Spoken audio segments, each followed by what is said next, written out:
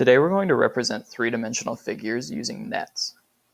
We have two objectives today.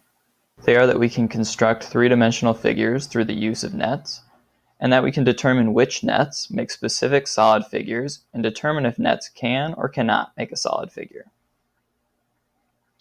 I have a cabinet in my apartment that I want to paint, but I'm not sure how much paint I'm going to need. We've had problems similar to this before where we found the area, but this one is slightly different. I don't want to just paint one side of my cabinet. Instead, I want to paint the entire thing. This means I have a total of 6 sides that will need to be painted. We call this the surface area of the cabinet because it covers all of the surfaces on the outside of the object. To find the surface area of 3D figures, we can use nets. A net is a two-dimensional figure that can be folded to create a three-dimensional figure. This is an example net of a cube. There can be more than one net used to represent a 3D figure. For example, there are 11 different nets that can make a cube. Notice that each net has 6 sides, just like our original three-dimensional cube has. Some nets will have 6 sides, however, and still not represent the net of a cube. Remember that our net has to be able to fold to create our 3D figure. Can you find which nets on this slide will not form a cube? Pause the video until you're ready to check your answers.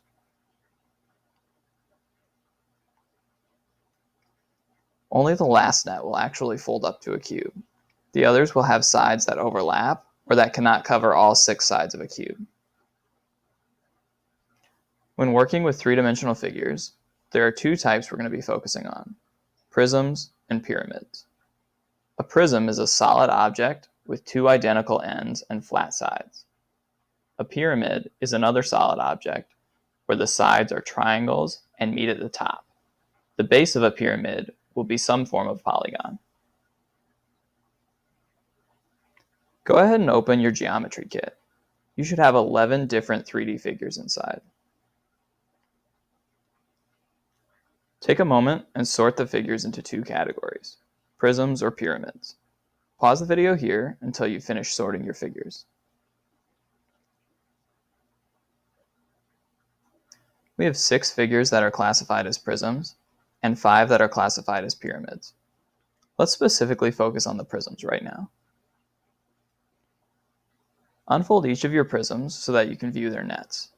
To open each figure, begin by removing the small circle on one of the bases. Then, using the empty hole, pry off the clear side of that figure. You should then be able to remove the net and unfold it. Be careful not to lose any small pieces of your kit. As we continue, pause your video as needed so that you can use your geometry kit to follow along.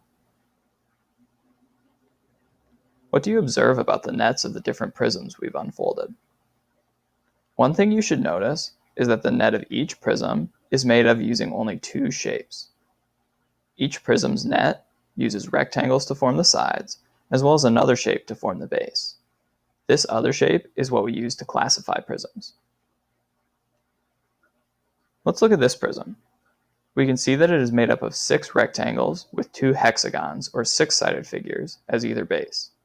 Because all prisms have sides that are rectangular, we use the hexagon to classify this figure. We would call this a hexagonal prism. Let's return to looking at the rest of our figures and begin to classify them. Moving from left to right, let's now look at our purple figure. This figure is made up of 2 groups of differently sized rectangles. Because both the bases and the sides of this figure are rectangles, we call this a rectangular prism. Our next figure has 5-sided bases, or pentagons. We call this a pentagonal prism. Our next figure is made up of rectangular sides and a triangular bases. We call this a triangular prism. The next 2 figures have unique names.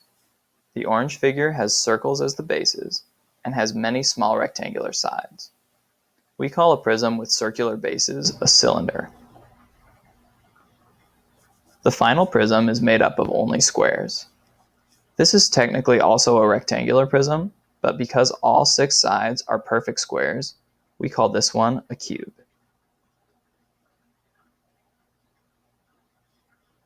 Now let's look at our pyramids. These are also made up of sides and bases, but there are a couple of key differences. First, you may notice that all of the sides of the pyramids are made up of triangles, not rectangles. This is because they meet to form a single point. This also causes them to only have a single base instead of two identical bases like the prisms have. Just like our prisms, we give our pyramids names depending on the shape of their base. This first pyramid has a triangular base, so we classify it as a triangular pyramid. Pause the video here as you try to classify the rest of the pyramids on your own.